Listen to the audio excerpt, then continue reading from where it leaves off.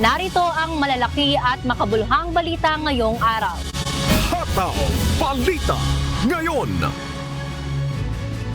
Matapos ang 2 linggong paghalughog ng Philippine National Police sa loob ng KOJC compound sa Davao City, nasa kamay na ng mga otoridad si KOJC leader Apollo Kibuloy at 4 pa ang co-accused nito na sina Jacqueline Roy, Ingrid Canada, Crescente Canada at Silvia C. Mañez. Una nang sinabi ni DILG Secretary Benhur Abalos sa kanyang Facebook post na nahuli na si Kibuloy kasama ang larawan ng religious group leader. Pero pinabulaanan ng isa sa mga abogado ni Kibuloy ang pahayag na ito ng kalihim at sinabing hindi nahuli ang kanyang kliyente, kundi sumuko umano ito sa intelligence service ng Armed Forces of the Philippines. Nagpapasalamat naman si Police Davao Regional Chief Brigadier General Nicolas Torre III na siyang nauna sa paghahanap kay Kibuloy sa ginawang pagsuko ng religious group leader, pati na sa kooperasyon ng KOJC members sa ginawa nilang operasyon sa loob ng compound. Hataw Balita ngayon. Tiniyak ng Philippine National Police na magiging mahigpit ang kanilang gagawing seguridad sa pagdadala kay dismissed na Mayor Alice Go sa Senado mula sa PNP Custodial Facility. Sa isang pahayag, sinabi ni PNP Public Information Office Chief of Police Colonel Jean Fajardo na ikinukonsidera nila ang sinasabi ni Go na banta sa kanyang buhay. Dahil dito, pagsusuotin nito ng bulletproof vest at isasakay sa isang secured vehicle kasama ng mga babaeng pulis papunta sa Senate hearing mamaya September 9. Kasunod ito ng pagpayag ng korte na makadalo si Alice Go sa pagdinig ng Senado kaugnay ng illegal na pogo sa Bamban, Tarlac. Gayon din para sagutin ang mga tanong tungkol sa kanyang pag-alis ng bansa sa kabila ng mga kasong nakasampa laban sa kanya. Hataw Balita ngayon. Itinuturing na principal o pangunahing suspect sa ngayon si dismissed Mayor Alice Go kaugnay sa iligal na pogo sa bansa. Gayunman, ayon kay DOJ ASEC Nico Clavano, posible itong maging state witness kung may makita pang mataas na opisyal o malaking personalidad bukod sa kanya na nasa likod ng iligal na pogo operation. Dagdag pa ni Clavano, nakadepende rin ito sa kalalabasan ng investigasyon at kung hanggang saan makikipagtulungan ang dating alkalde. Hataw Balita ngayon. Matapos makuha ng mga otoridad ang kustodiya sa 2 sa mga malalaking personalidad na pinaghahanap ng batas na sina dismissed Mayor Alice Go at KOJC leader Apollo Kibuloy, sinabi ni DILG Secretary Benhur Abalos sa isang pagtitipon na ginanap sa Dubai, UAE kahapon September 8 na inaasahan na nilang mapababalik na sa Pilipinas si dating Negros Oriental Representative Arnolfo Teves Jr. na itinuturong pumatay kay Negros Oriental Governor Roel de Gamo noong 2023. Ayon naman kay DOJ ASEC Clavano, mismong si Timor-Leste President Jose Ramos Horta ang nagsabi na ayaw na nitong magtagal pa sa kanilang bansa si Teves. Kaya naman, nakikipag-ugnayan na sila sa iba pang ahensya para sa mga kakailanganing hakbang upang mapauwi sa bansa ang dating mambabatas. Pangatlo, hopefully, makukuha na rin si Teves. Ito yung pumatay kay Digamo, remember? With the henchman. I don't think that the president of Timor-Leste wants him to stay any longer. So, ready na po tayo.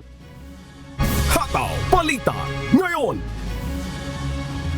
Nakapagtala ng 2 bagong kaso ng Mpox ang Quezon City kasunod ng unang kaso sa lungsod na naiulat 2 linggo na ang nakalilipas. Ang mga bagong pasyente na kapwa lalaki edad 29 at 36 na taong gulang ay kasalukuyang nasa home isolation matapos tumanggap ng atensyong medikal.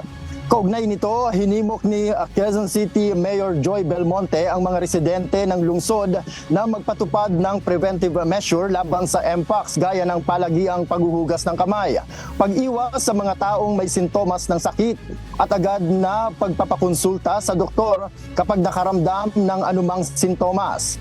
Bumuo na rin ng QC Task Force ang lokal na pamahalaan para mapaigting pa rin ang paglaban sa sakit na Mpox. Hataw Balita ngayon. Isang Russian military drone ang naiulat na bumagsak sa Rezekne, Latvia mula sa Belarus. Sa kaniyang social media post, sinabi ni Latvian President Edgar Rinkevich na ongoing na ang kanilang investigasyon kaugnay ng nasabing drone at nakikipag-ugnayan na rin sila sa kanilang mga kaalyado tungkol sa dumaraming katulad na insidente sa eastern flank ng NATO. Nauna nang kinondena ng mga bansang Romania at Poland ang naturang klase ng insidente kung saan nakapasok din ang drone ng Russia sa airspace ng mga nabanggit na bansa. Kasunod nito, hinikayat ni Ukrainian Foreign Minister Andriy Sybiha ang kanilang mga kaalyadong bansa na magkaisa para mawakasan na ang agresyon ng Russia na hindi na lamang nakakaapekto sa Ukraine kundi sa mga kalapit na bansa rin nito. Hataw Balita ngayon. Sumaba kahapon, September 8, ang mahigit 10,000 aspiring lawyers sa unang araw ng 2024 bar examination sa iba't ibang bahagi ng bansa. Ginanap ang nasabing pagsusulit sa 13 testing centers sa buong Pilipinas kung saan higit 2,000 local bar exam personnel ang nakadeploy upang masiguro na maayos ang magiging takbo ng bar exams ngayong taon. Kagaya ng isinagawang bar exams noong nagdaang 3 bar exams, magiging digitalized at regionalized ito at inaasahang may lalabas ang resulta sa darating na buwan ng Disyembre. During the application period, many prospective examinees were still completing their final year of law school or refresher course. Unfortunately, some did not graduate and or encountered unforeseen circumstances that led to their withdrawals. As a result, from the initial pool of over 12,000 applicants, there are 10,483 examinees who showed up. Hataw Balita ngayon.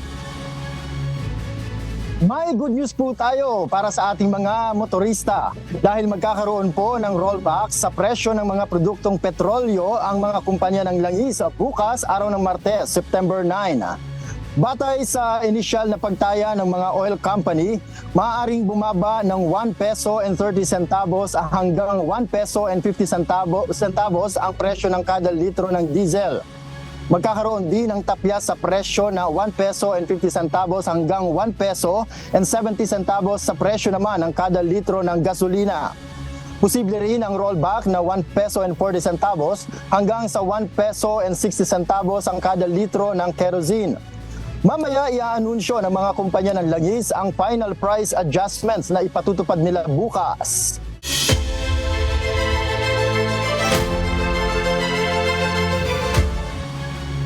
Sumuko sa mga otoridad sina Kingdom of Jesus Christ leader Apollo Kibuloy at 4 pang co-accused nito. Nakakulong na sa ngayon ang 5 akusado sa PNP Custodial Center matapos na agad na ilipad mula sa Davao City. Si Lea Ilagan, humahataw. Hataw Balita ngayon. Hawak na ng Philippine National Police si Kingdom of Jesus Christ leader Apollo Kibuloy at 4 pang co-accused nito. Ito'y matapos na sumuko sa mga otoridad kahapon ng hapon. Ayon kay PNP Public Information Office Chief Police Colonel Jean Fajardo, sa loob ng KOJC compound sumuko ang 5 akusado. Kinukumpirma po natin na hawak na po natin si Pastor Kibuloy, si Jacqueline Roy, si Ingrid Canada, si Crescente Canada at si Silva Semanes po. Nakuha po natin yung custody po nila around 5:30 this afternoon at mga bandang 6:30 po ay nilipad po natin sila mula po sa Davao papunta po dito sa Villamor po tayo lumabas. Lumapag po sila ang C-130. Bago ang pagsuko ng 5, sinabi ni Colonel Fajardo na binigyan ng PNP ng 24 oras na ultimatum si Kibuloy para sumuko. Kung hindi aniya ito gagawin ng religious leader, ay papasukin na ng mga pulis ang isang gusali sa loob ng KOJC compound na ipinagbabawal na pasukin ng mga otoridad. Nangyari po itong pangyayari po na ito dahil kanina pong mga bandang 1:30 po ng hapon ay nagkaroon po ng negosasyon para po sa pamapayapa po nilang pagsuko dahil binigyan po natin sila ng ultimatum. Nang within 24 hours po ay kailangan po nilang sumuko at nagkaroon po ng negotiation. So ito po ay joint efforts po ng PNP and AFP. Sinabi ni Colonel Fajardo, isinailalim ang mga akusado sa booking procedure, ganun din sa medical at physical examination. Bukod aniya sa mataas na BP ng ilan sa mga ito, ay wala naman ibang naging problema. Mamaya, agad naman aniyang ibabalik sa Quezon City RTC ang warrant of arrest ng mga ito sa kasong child at sexual abuse. Habang sa Pasig naman, ang kasong qualified human trafficking. Inaasahan po natin na i-return po yung mga warrants of arrest doon po sa mga issuing courts, particularly dyan po sa Quezon City kung saan nailipat na po yung mga kasong na isampa po natin sa Davao at doon naman po sa RTC 159 po. Nagpapasalamat naman ang PNP sa payapang pagsuko ni Kibuloy. Si Kibuloy at 4 na iba pa ay mananatili sa PNP Custodial Center hanggat walang inilalabas na commitment order ang korte kung saan sila ikukulong. Leia Ilagan, humahataw sa balita ngayon. Hataw Balita ngayon. Itinuturing na principal o pangunahing suspect sa ngayon si dismissed Mayor Alice Go kaugnay sa illegal na pogo sa bansa.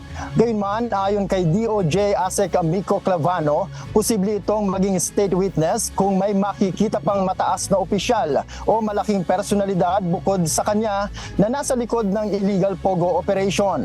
Dagdag pa ni Clavano, nakadepende rin ito sa kalalabasan ng investigasyon at kung hanggang saan makikipagtulungan ang dating alkalde. If, for example, may makita tayong mas malaking tao dito sa investigation, hindi na magiging most guilty si former Mayor Alice Go. As of right now, dahil sa ating mga alam, sa mga lumalabas sa investigation, she still stands as the most guilty, thereby disqualifying her to becoming state witness. Hataw Balita ngayon. Isinailalim na sa state of calamity ang buong lalawigan ng Bohol dahil sa tumataas na bilang ng mga kaso ng nagkakasakit ng dengue. Ayon sa Provincial Health Office, umabot na sa 5,839 ang dengue cases mula January hanggang August 24, 2024, kung saan 14 na ang binawian na ng buhay. Dahil dito, namahagi na ang lokal na pamahalaan sa 10 pampublikong ospital sa Bohol ng mga supplies tulad ng intravenous fluids at NS1 kits. Kasunod nito, hinimok din ang mga residente na magsagawa ng regular na paglilinis at mapagtingin agad sa doktor kung may nararamdaman na sintomas ng dengue.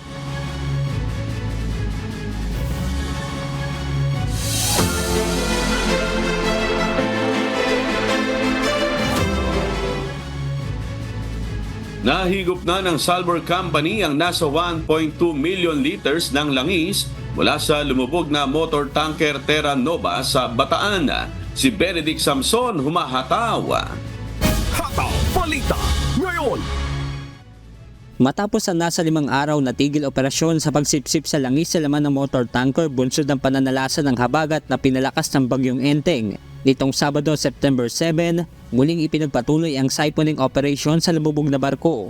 Batay sa tala ng Philippine Coast Guard o PCG, umabot na sa mahigit 1.2 million liters ng langis ang nasipsip sa MTKR Terra Nova.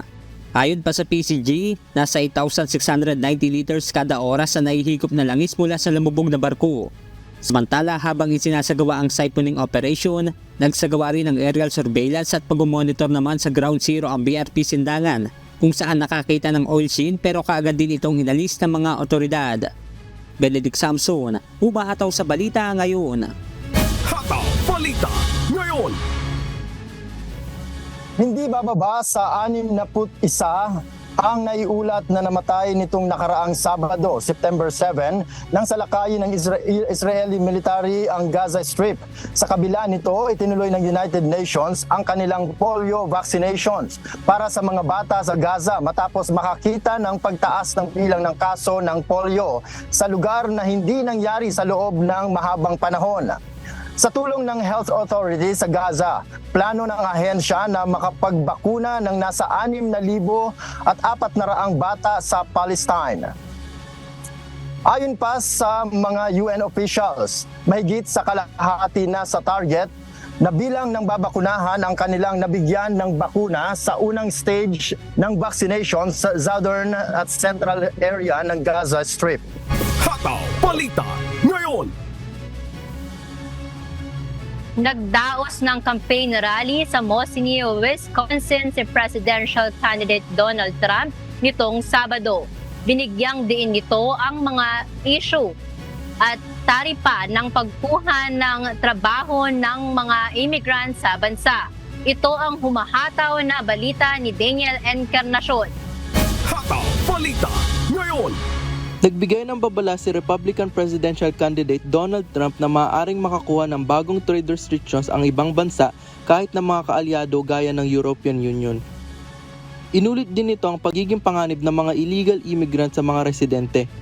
Bagaman walang patunay, maaari umanong mapaalis sa mga bahay ng mga residente. Binanggit din nito ang pagtaas ng bilang ng krimen kung saan sinabi niya na maaaring 2024 na ang huling eleksyon na magaganap sa bansa. Nasa 4,500 na tao ang dumalo sa campaign rally ni Trump sa Wisconsin. Bumaba ang suporta sa dating presidente sa karamihang demographic group simula nang sumabak si Kamala Harris sa eleksyon. Nangunguna si Harris sa Hispanics ng 13% kumpara kay Trump at 7% naman sa mga African American. Mas lamang naman si Trump ng 25% sa mga Caucasian American na walang college degree. Nakatakda naman ang debate ni Harris at Trump sa Martes sa Philadelphia. Daniel Encarnacion, humahataw sa balita ngayon. Hataw Balita ngayon. Binigyang diin ni North Korean leader Kim Jong-un ang kahalagahan ng pagpapalakas sa naval power ng bansa sa kanyang pagbisita sa isang naval base construction site. Samantala, kinundinaan ng bansa ang patuloy na consultation meetings sa pagitan ng Estados Unidos at South Korea. Itong mahataw na balita ni Early Briones. Hataw Balita ngayon. Binigyang diin ni Kim Jong-un ang pangangailangan na magtayo ng isang naval port na may kakayahang magpatakbo ng weapon system ng mga barkong pandigma upang makapag-deploy ng mga anti-aircraft at coastal defense system para ipagtanggol ang mga daungan ng bansa. Ayon kay Kim Jong-un, kinakailangan ng agarang pagpapatayo ng isang naval base na may kakayahang magpatakbo ng pinakabago at pinakamalaking warships sapagkat malapit na magkaroon ng bansa ng malalaking surface warships at submarines na hindi kayang i-anchor sa mga kasalukuyang pasilidad ng mga barkong pandigma.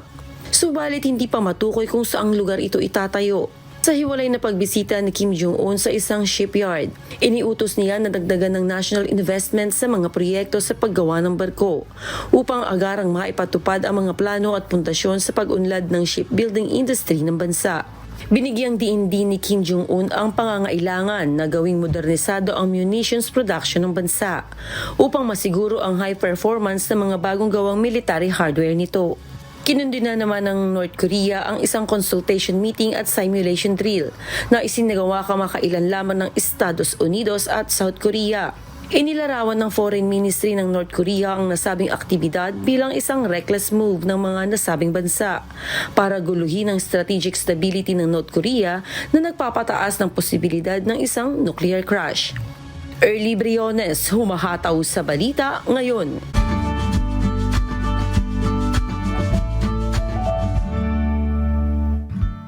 Alamin ang magiging lagay ng panahon sa iba't ibang bahagi ng bansa ngayong araw ng Lunes. Panoorin po natin ang update mula sa Philippine Weather Bureau Pag-asa. Makikita nga natin, southwest monsoon o habagat pa rin na nakakaapekto sa malaking bahagi ng Luzon na magdadala ng mga pag-ulan, lalong-lalo na sa may Ilocos Region, Cordillera, gayon din po sa may bahagi ng Cagayan Valley Region. Samantala naman patuloy yung pagmamonitor natin dito sa low pressure area na huli nating namataan mahigit 1,000 kilometro east, northeast, extreme northern Luzon. Base nga sa pinakahuling datos natin, hindi natin inaalis yung posibilidad na ito ay maging bagyo habang ito'y kumikilos pakanluran. At sa ngayon nga, medyo malit naman yung chance na ito ay tumama sa kalupaan ng ating bansa, pero patuloy pa rin natin monitor ito nga low pressure area na nasa loob ng Philippine Area of Responsibility. Sa nalabing bahagi ng ating bansa, dito sa nalabing bahagi ng Luzon, kasama na yung Kamaynilaan, inaasa natin medyo maulap na panahon, habang sa Visayas, Mindanao, ngayon is may area ng Palawan, inaasahan natin. Generally, fair weather po tayo ngayon dito sa may area na ito ng ating bansa, pero posible pa rin yung mga isolated rain showers and thunderstorms. Muli, inuulit ko, no, dito sa may bahagi ng Northern Luzon, malaki yung chance na ng mga pag-ulan dulot ng southwest monsoon o habagat. Samantala, makikita nyo, meron pa tayo isang low pressure area na nasa labas ng Philippine Area of Responsibility. Halos 3,000 kilometro pa ito silangan ng Eastern Visayas. At sa nakikita natin, posible itong maging bagyo bagamat hindi tinalis yung posibilidad na ito'y pumasok ng Philippine Area of Responsibility. Again, base din sa mga pinakahuling datos natin, kikilos ito pahilagang kanluran at posibleng mapalakas ito yung habagat sa pagtatapos ng linggong ito bandang araw ng Huwebes o Biyernes. Posible na medyo maging maulan sa may area ng Visayas at ng Mindanao. Muli, magbibigay po tayo ng update dito sa mga binabantayan natin na iba't ibang mga weather systems dito sa ating bansa. Samantala, sa lagay ng ating karagatan, wala tayong nakataas na anumang gale warning sa anumang bahagi ng ating bansa. Dito sa pumalaot, ang mga sasakyang pandagat malilit ang mga bangka sa mga baybayin ng ating kapuluan. Pero iba yung pag-iingat po, no? Lalo na kapag meron tayong mga thunderstorms na maaaring kumisa magpalakas ng alon ng ating karagatan. Ang araw naman natin, sisikat, ganap na 5:45 na umaga at lulubog 6:02 ng gabi. At napanood po natin ang update mula kay Pag-asa Weather Specialist Obet Badrina. Tandaan, sa bawat araw na ating nasisilayan, tayo magpasalamat sa Diyos ng may lalang.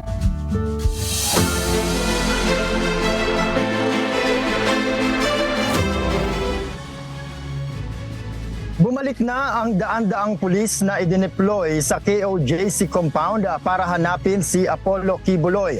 Kasunod dito ng pagsuko ng naturang religious leader at 4 na kapwa nito akusado sa mga otoridad kahapon. Si Lalena Moreno humahataw! Hataw Balita ngayon.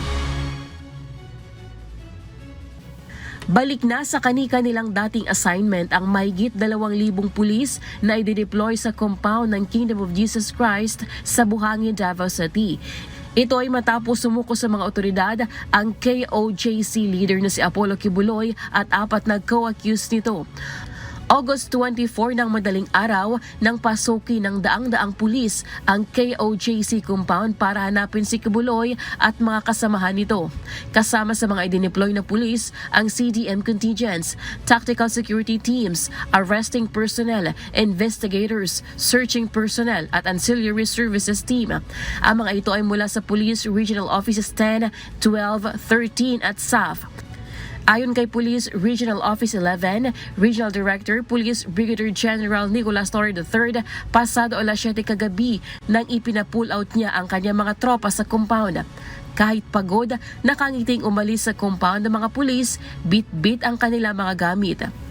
Makakapagpahinga at makapagbiis na umano sila ng maayos. Medyo ginawa naman, makakaligo na ng makakatanggal na ng combat shoes. Magiginawa ka na yung katawan, ma'am ba? Tapos, makakasama na yung pamilya. Ilang days kayo dito, sir? Dito, ma'am, sa KOJC? 16 days, ma'am. 16 days? 16. Doble naman ang saya ng isang pulis na ito dahil kasabay ng kanyang kaarawan ang pagtatapos ng kanilang assignment sa Davao City. Happy birthday! Sana'y malasog mo kami!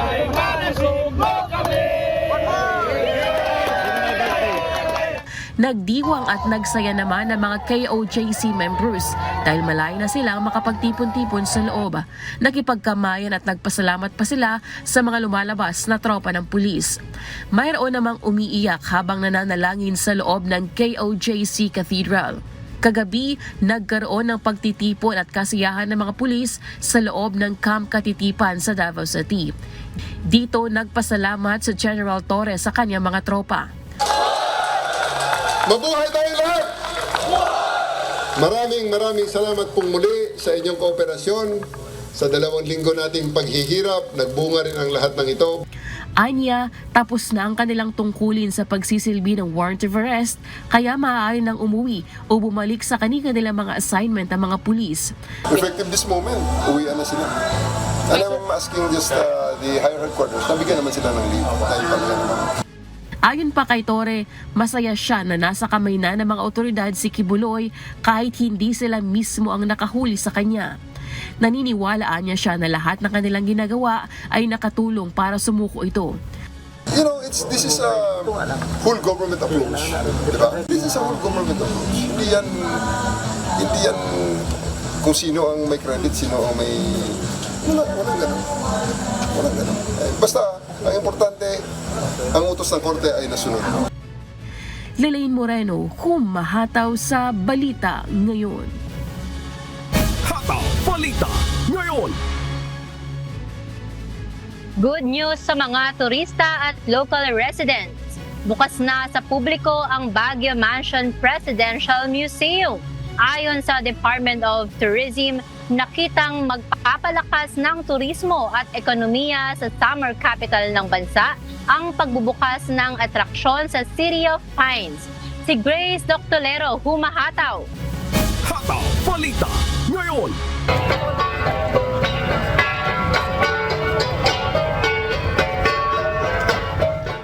Pinangunahan ni First Lady Liza Araneta Marcos kahapon September 8 ang ceremonial opening ng Presidential Museum sa Baguio City's Mansion House na nakikitang magpapalakas ng lokal na turismo at ekonomiya.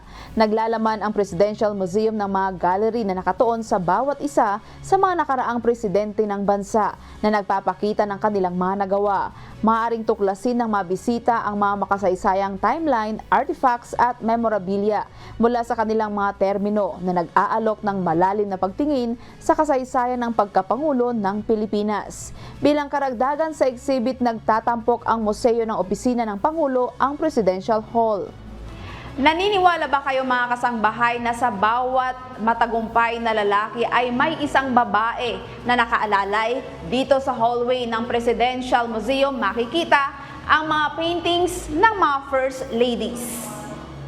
I am amazed na I am one na part ng opening ng Presidential Museum and it's a very good experience. Bukas ang museo tuwing Martes hanggang Linggo mula alas 9 ng umaga hanggang alas 5 ng hapon ng libre. Ang mga walk-in ay tinatanggap ngunit hinihikayat nila ang pag-book ng mga pagbisita sa pamamagitan ng website ng Malacanang Heritage Tours o opisyal na Facebook page. Ayon kay Palace Social Secretary Bianca Zubel, ng bagong atraksyon sa Summer Capital of the Philippines ay naglalayong itaas ang kamalayan tungkol sa kasaysayan at kultura ng bansa. Opening the Presidential Museum here, this is so that the people can learn about their history, about the presidents. This is also very important in unification, right? We need to know about our history and our culture so that we feel one. Samantala, sinabi ni Tourism Secretary Cristina Frasco na magdadala sa karagdagang paglago ng ekonomiya at pag-unlad ng turismo sa Baguio ang bagong Presidential Museum. This will inevitably, I'm sure, help also our local economy here in Baguio with the tourists that will be coming in, the suppliers also that will benefit from added touristic activities in the area, and most importantly, it will instill a sense of national pride. Pinasalamatan din niya ang first couple, lalo na ang First Lady, sa pagsuporta sa pagpapanumbalik ng mga heritage mansion. Matatagpuan ang mansion sa kahabaan ng Romulo Drive sa tapat lang ng Wright Park. Itinayo noong 1908, unang nagsilbing tirahan tuwing summer para sa mga gobernador general ng Amerika bago ang ikalawang digmaang pandaigdig ang mansyon. Sa kasalukuyan, gumaganap ito bilang opisyal na tirahan sa tuwing summer ng Pangulo. Grace Doctolero, humahataw sa balita ngayon.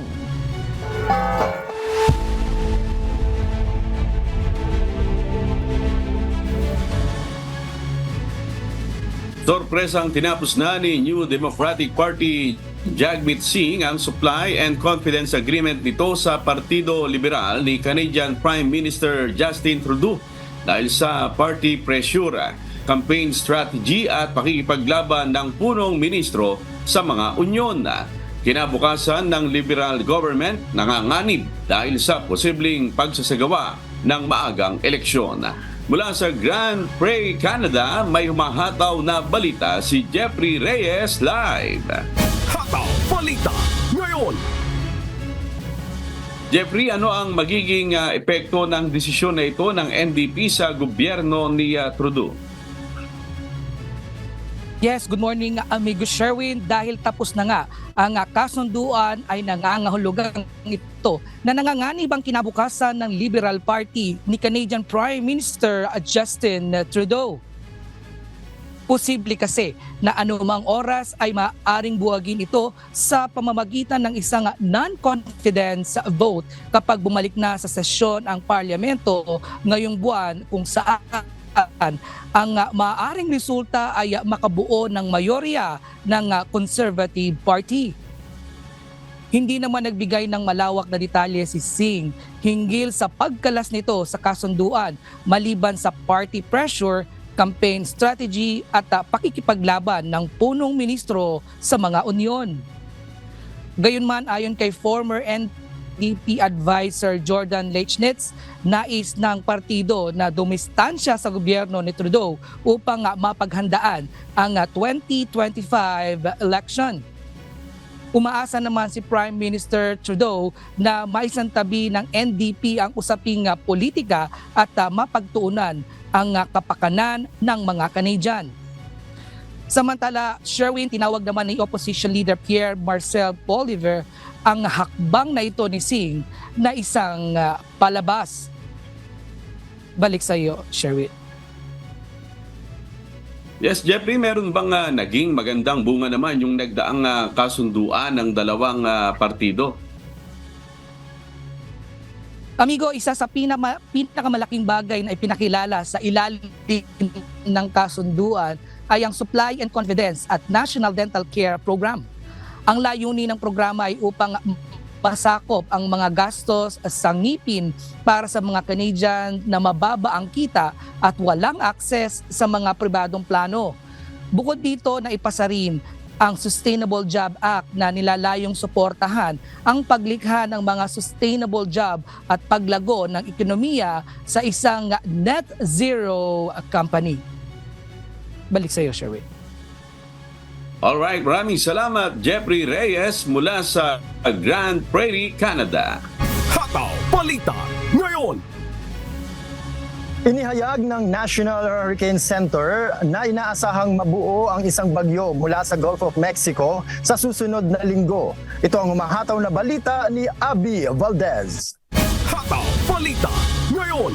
Maaaring mabuo ang isang tropical depression sa Gulf of Mexico sa susunod na linggo ayon sa bagong forecast sa National Hurricane Center o NHC. Nagbuhos na ang sistemang ito ng malakas na ulan sa Texas at Louisiana mula noong Sabado, September 7. Isang area of low pressure ang nabuo sa Bay of Campeche sa katimugang bahagi ng Gulf of Mexico na nagdudulot ng kalat-kalat na pag-ulan, pagkidlat at pagkulog habang ito ay dahan-dahang kumikilos pahilaga. Nasa 50% ang tsansang mabuo ito sa susunod na 48 oras habang ang tsansa para mabuo sa susunod na 7 araw ay nasa 70%. Nananatili namang hindi malinaw kung gaano kalakas ang tropical depression. Kadalasang may maximum sustained wind speed na hanggang 38 miles per hour o 61 kilometers per hour ang mga tropical depressions at kung ito ay ma-develop sa isang tropical storm ay tatawagin itong Francine. Maliban dito, kasalukuyang sinusubaybayan din ng NHC ang isang area of low pressure sa Central Tropical Atlantic na nagdudulot din ng kalat-kalat na pag-ulan, pagkidlat at pagkulog. Abby Valdez, humahataw sa balita ngayon. Hataw Balita Ngayon. Tumama ang Super Typhoon Yagi sa Hainan, China na nagdulot ng 2 pagkamatay at naging dahilan ng paglikas ng nasa 1 milyong katao sa kanilang mga tahanan. 4 naman ang nasawi sa Vietnam. Ito ang humahataw na balita ni Axis Salem. Hataw Balita Ngayon.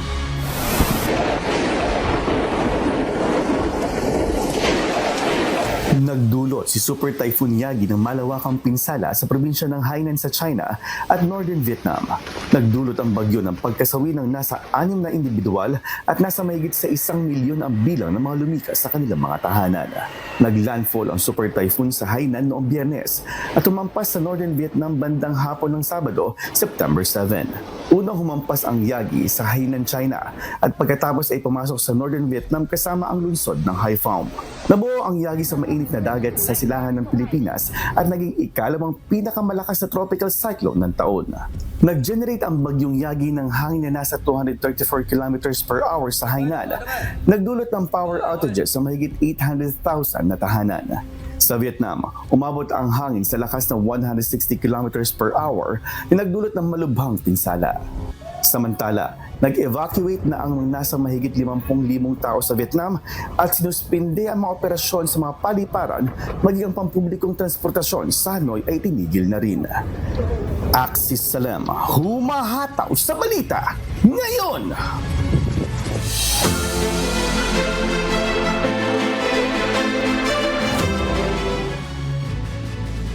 Ilang paaralan sa Malolos City, Bulacan ang hindi pa rin magagamit ng mga estudyante dahil sa dami ng evacuees doon na lumikas simula pa noong nakaraang linggo. Si Nestor Torres sumahataw. Hataw Balita Ngayon. Kauhupa lang ng baha sa mga paaralan sa Bulacan matapos ng mga itong lumubog dahil sa nagdaang mga pagulan dulot ng bagyong Enteng at Habagat. Pero sa Malolos sa Bulihan National High School, hindi pa rin magagamit ang paaralan kahit balik eskwela na ang mga estudyante. Ang dahilan, 14 na pamilya o 53 na individual pa ang namamalagi ngayon sa evacuation center sa paaralan. Lubog pa rin kasi sa baha ang kanilang mga bahay. Ayon sa ilang evacuees, lumikas sila sa kanilang mga bahay noong Huwebes pa at gustuhin man nilang umuwi ay wala rin silang magawa. Kung sakali kung hindi pa po gagamitin, magsuyo po rin kami kay Cap na baka kung pwede mag-stay muna po kami dito hanggang hindi pa po makakating tubig. Kasi hindi siya lang po bumabaw at kaya po ng bota, uwi na po muna kami kanan. Ayon sa ilang nagsilikas, sinasagot din naman anya ng barangay ang pagkain nila sa evacuation center. Di man sila makauwi, ang mahalaga ay meron silang maayos na matutulugan kaysa lumusong sila sa baha. Yan nga po. Maganda rin po may malilikasan po pag malibaw po matas po yung tubig kasi pag matas po yung tubig po sa amin, minsan hanggang mahirap po magpalabas-labas, bibili po ng pagkain, ganyan. Samantala po dito, madali lang po makalabas kasi medyo hindi madali po yung tubig. Doon po sa amin kasi pag tumas po, hirap po lumabas. Ayon sa kapitan ng Barangay Bulihan, nakiusap na sila sa paaralan ng Bulihan National High School na ipagamit pa rin sa evacuees ang paaralan hanggat baha pa rin sa lugar ng mga nagsilikas.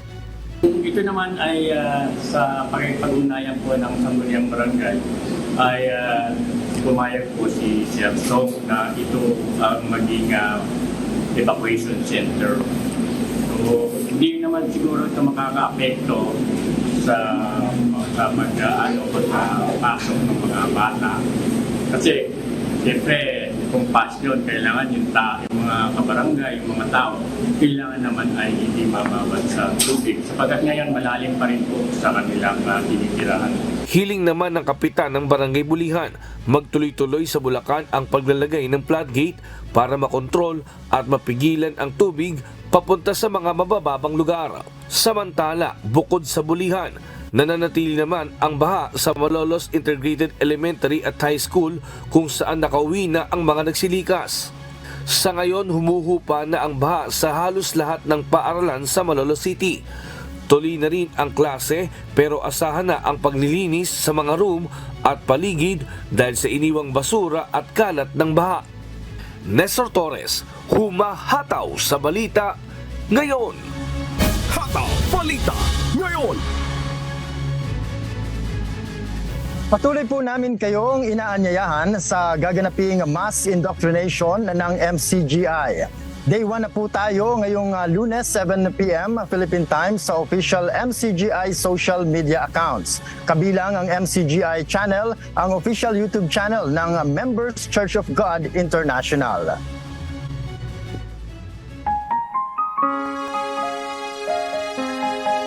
At sa aming ibabahaging mga salita ng Diyos na ating sandigan mula sa Malakias Kapitulo 2, talatang 16. Sapagkat aking kinapupuotan ang paghihiwalay, sabi ng Panginoon ng Diyos ng Israel, at siya na nagtatakip ng kanyang damit na may karahasan, sabi ng Panginoon ng mga hukbo. Kaya't ingatan ninyo ang inyong kalooban na huwag kayong magsalita na may paglililo.